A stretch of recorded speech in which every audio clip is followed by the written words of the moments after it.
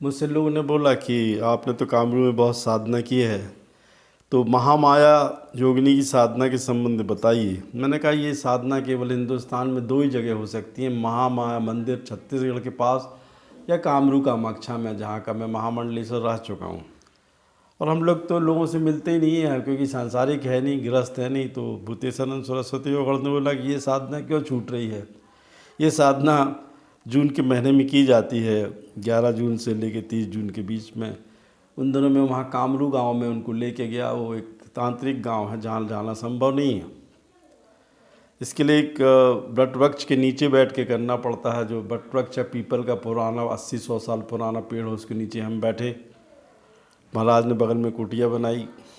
फिर वहाँ पे हमने महामाया योगिनी का चित्र रखा और 7 सुपारी रखी, चावल रखा, बलि के रूप में हमने नींबू रखा, नारियल रखा, अगरबत्ती जलाई। ये साधनाएँ रात्रिकालीन होती हैं।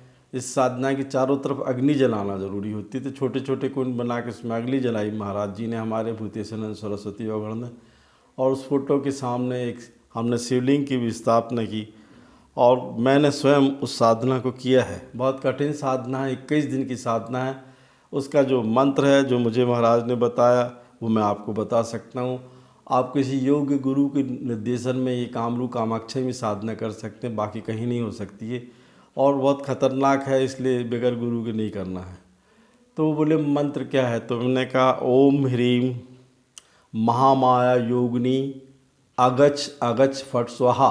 इस मंत्र का हमने रुद्राक्ष की माला से प्रत्येक दिन 21,000 जाप किया। 20 दिन के बाद वो भगवती खड़ी होने लगी। वो महामाया पूरा विचित्र रूप में दिखती है, बोलती है, लुभाती है, डराती है, पर डरने की ज़रूरत नहीं थी क्योंकि हमारे महाराज थे। ठंड में, बरसात में, ठंड में भी वो बहुत कठिन होती साधना, पर मैंने की। और 21वें दिन भगवती खड़े होकर बोलने लगी, मुस्कुराने लगी। क्या चाहता है इस योगिनी से बेटा, किस रूप में तू मुझे चाहता है, माँ के रूप में, बहन के रूप में, पत्नी के रूप में? तो मैंने कहा पत्नी और बहन अस्थायी होती है भगवती, मुझे माँ के रूप में सिद्धि चाहिए। तो बोली तेरे पास तो पहले ही सिद्धि है, तू चाहता क्या है? तेरे को तो 32 जन्मों का मालूम है, तू करना क्या चाहता है मेरी सिद्धि से? तो मैंने कहा कि मैं इस चीज़ को समझ गया हूँ माँ कि मोक्ष की प्राप्ति के लिए सबसे बड़ा रुकावट माया होती है, काम क्रोध लोभ मोह माया। तो मैं माया से विरक्त होना चाहता हूँ, इसलिए साधना की, मुझे मोक्ष चाहिए, इन चारों चीज़ों का मुझे क्षय चाहिए।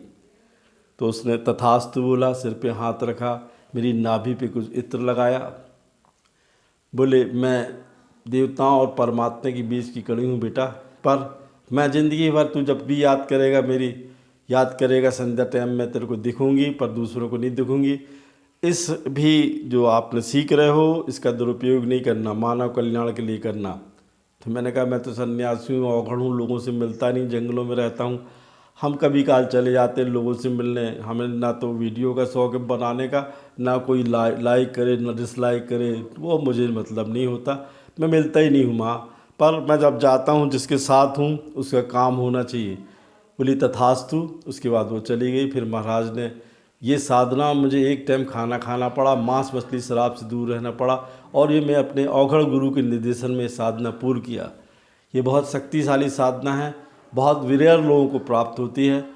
मैं सोचता हूँ कि जिनको प्राप्त हुई वो भगवती का धन्य हो गया, और मैं संसार कल्याण के लिए जिंदा हूँ जब तक रहूँगा। जय माँ।